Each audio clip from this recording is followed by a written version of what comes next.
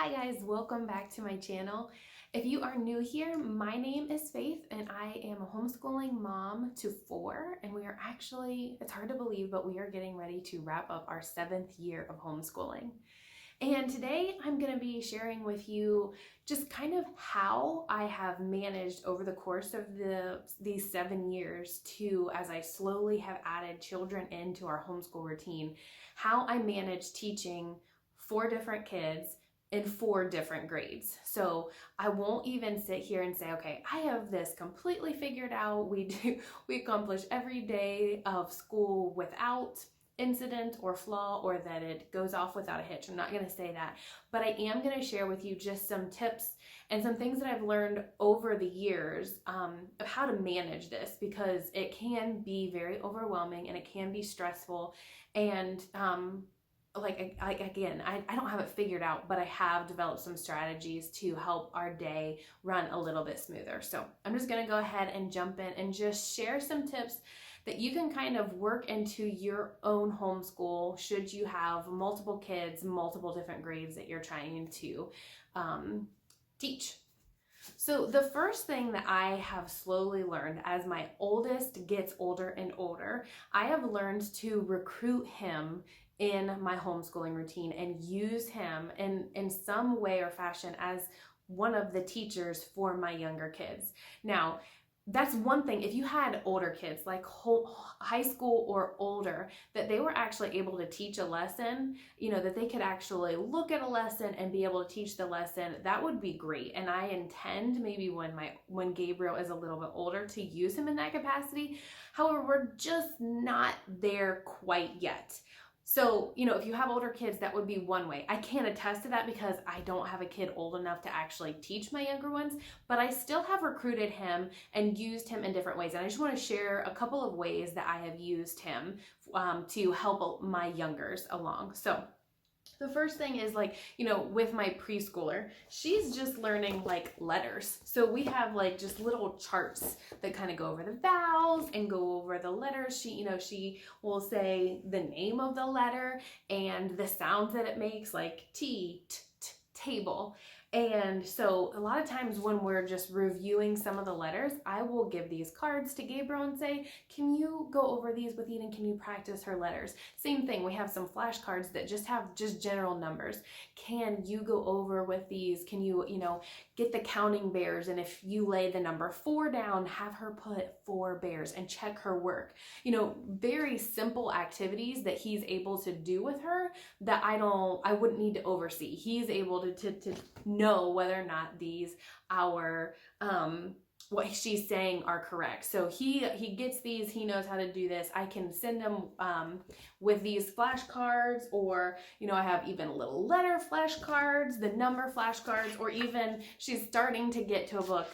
So they're not really like so much as a book, but it looks like a book, but it's still just letters, reviewing the sounds, and that's D as dog kind of things. And he can sit with her, look over these different things, and know whether or not she's getting something right. So those are just some simple things with preschool age.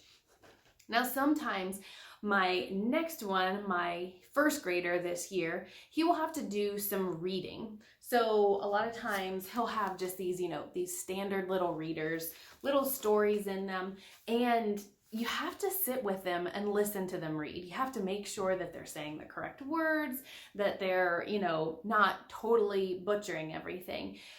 So a lot of times I recruit Gabriel and have him listen to Ezra while he is reading. So again, that's something that takes time out of my day that sometimes I just don't have on a particular day. Now, do I do this every day? No, I still want to be there and be ready and listening to, see what Ezra needs to work on. But there are some days that I have to cook dinner, I have to do the XYZ. We've ran some errands throughout the course of the day, and I just don't have all the time to sit and listen to some reading. So sometimes Gabriel listens to the reading.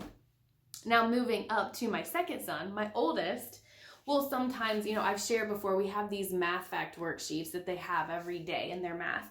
And sometimes Gabriel will be my grader. So Isaiah will do his math fact worksheets and I will have Gabriel grade these. And what's fun about this, well, it's maybe fun for me, but probably not for Gabriel, is that although he thinks it's cool because he's grading, so he's kind of like the teacher and he's in control. He's actually, I don't give him the test key or the key to this. I make him figure it out on his own and verify if the answers are correct. So he doesn't even know that he's learning, but he is, because when he's grading these math fact worksheets, he's also doing the math facts in his head and verifying that what he is checking is correct. So win-win.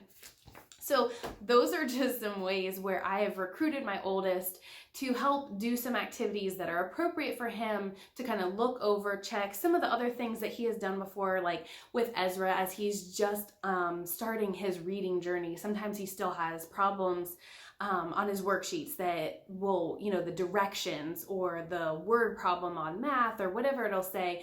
He won't quite get it, and I will have Gabriel maybe sit with him and read him the directions to his worksheet. Again, that saves me from having to sit there because he is able to read those directions for him without me having to be present in that room. Now, that might be, like relating to like the seat work and the activities that they need to do at their desk. But sometimes, you want them to read aloud to you. Well, sometimes what I have done is when I'm making lunch or dinner or even breakfast, I can go grab their book and have them read aloud to me, even though I'm, my hands are busy doing something else and I'm not looking over their shoulder at the book. I can still be listening to make sure what they're saying makes sense, making sure, kind of like with my older ones, making sure that the cadence and the rhythm of how they are reading makes sense. They're pausing and starting at the appropriate places so they can always read aloud while I am busy doing something else that, doesn't require a lot of bandwidth from my head. So like cooking and doing laundry, things like that, they can read to me while I am still accomplishing other tasks. The other thing is that I like to read aloud to my kids. And sometimes in the morning, we have our morning routine and, something might take a little bit longer than I had planned. And I didn't necessarily get the time to do our read aloud time in the morning. So what I will do is when we're eating lunch or dinner, and maybe I will plan to eat before them or after them, and I will grab our read aloud book. And while they're sitting at the table, they've got food in their mouth, they're busy, with their hands, they're not doing anything else, and they can't talk because they've got food in their mouth.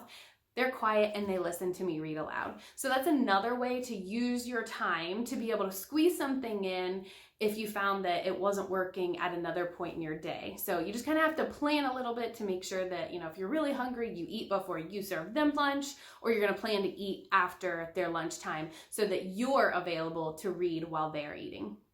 Another thing that I do to try to make my day go, not stretch out as long as possible is combining as many subjects as I can. So if you've watched my video before, I have a morning basket time when these are combined subjects that I am teaching to all of my kids all at one time. So instead of teaching 4 different sciences and 4 different histories and 4 different Bible times, I am bringing all of my kids together and teaching those subjects together. Now they're going to be on different levels, of course. I'm not going to require my preschooler to be doing the same thing as my 5th grader, but they're all essentially listening to the same material. And then they're just kind of working with it at their age appropriate level. So that is one way, because honestly, if I had to teach different sciences and histories and Bibles and poetry and art to all of those, I would never be able to fit all of that in with 4 kids. I don't know how anyone could.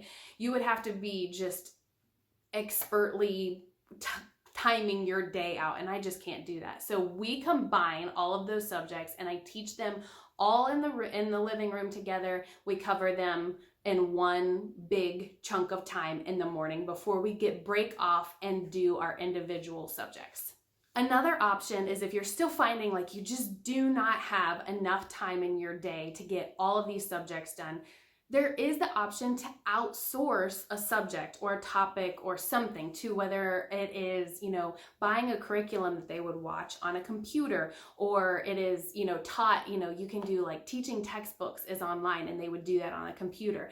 Personally, we're going to be trying this next year with IEW. So I have purchased the videos for them to be able to watch Andrew Pudua teaching the writing assignment and the writing lesson to them. And of course, I'll need to be available for questions and looking over and offering help and edits, but they're going to be getting the lesson from somebody else. They're watching a video. So that's one way I am planning and hoping that outsourcing this subject to someone else will allow to free up a little bit more time in and during my day, so that I'm, I've gained that time back by them watching someone else.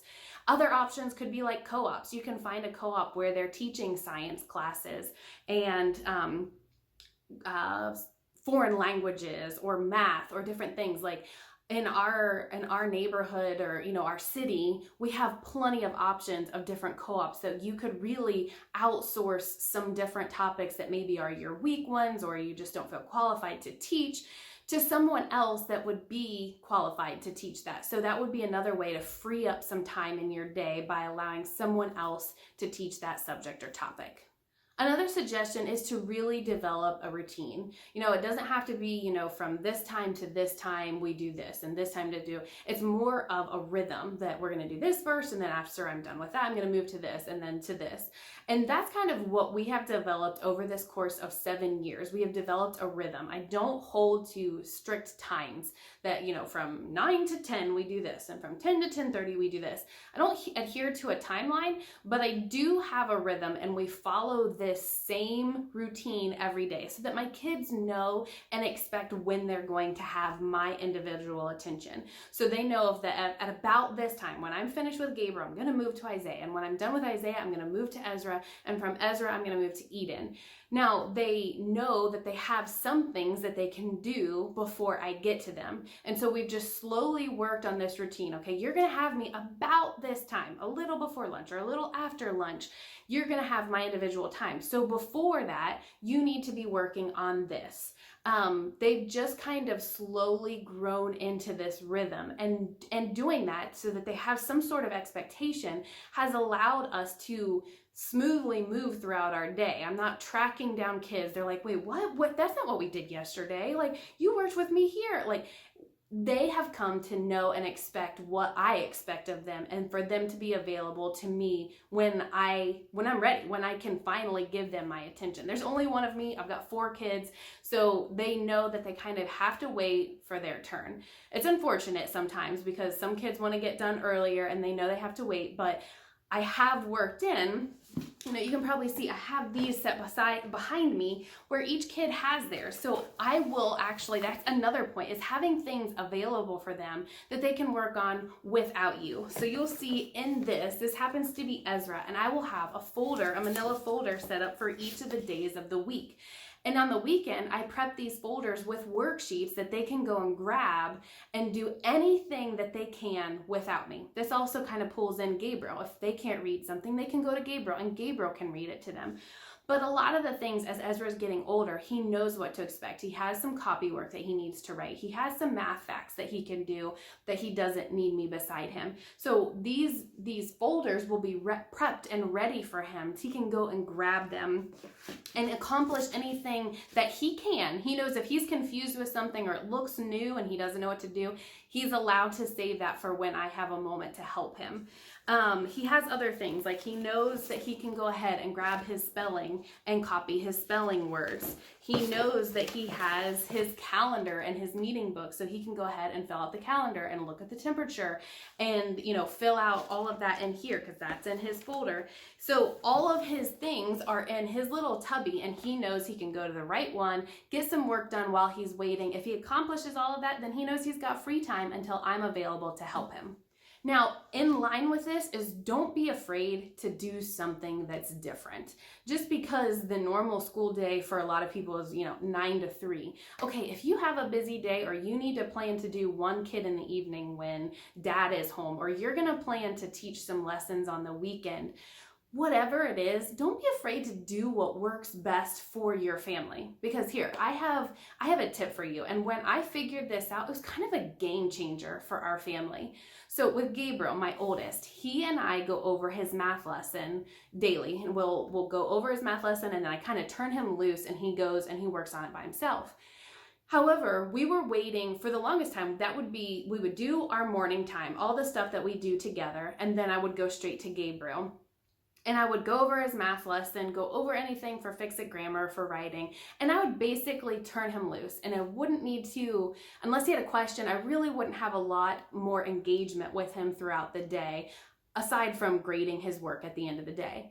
However, when I decided to try something different, what we decided to do was each night we would kind of set aside some time where I would go over his lessons the evening before the day that he was going to do it. So Sunday night, we would go over his math lesson for Monday morning. Monday night, we would go over his math lesson for Tuesday morning. And just going over and, doing his mental math exercises, teaching the lesson the night before allowed him to, he's my early riser. So he would actually sometimes get a head start on his math before we had even started our morning basket time. It was a total game changer. When we finished our morning basket time, instead of going straight to Gabriel, I was able to go to Isaiah. So we changed something. It's very not normal, right? Doing some math work at the end of the day, going over the lesson, that's not, typical. But it started to really work and enhance our daily schedule of allowing Gabriel to get a head start in the morning. He wasn't waiting on me to, get through his lessons and get started. Just changing one little thing made our school day run so much smoother. So, try to think outside the box. Is there something that you can do differently that, may not be normal, but would work really well for your family? Again, that was a game changer for our family. All right, lastly, I just want to end here with just some encouragement that this is just a season and this season shall too pass. I know these days are long and hard, and some you might just feel like they have gone on forever. I've had those days. I still have some of those days where we have started early and we have worked up and even past dinner sometimes. They can be long and hard days. I feel you, and I just want to offer you some encouragement that this will pass. I have to remind myself that sometimes. All right, that's all I have for you guys. Just some tips and tricks that I've caught and learned along the way of how you can manage teaching multiple kids, multiple grades in your homeschool day. So if you have any other tips or things that you have found that have really helped your homeschool day run smoothly, end earlier and faster, and not drag on throughout the day, drop them below. If you have any questions, as usual, I'd be happy to answer them. And as usual, guys, have a blessed day.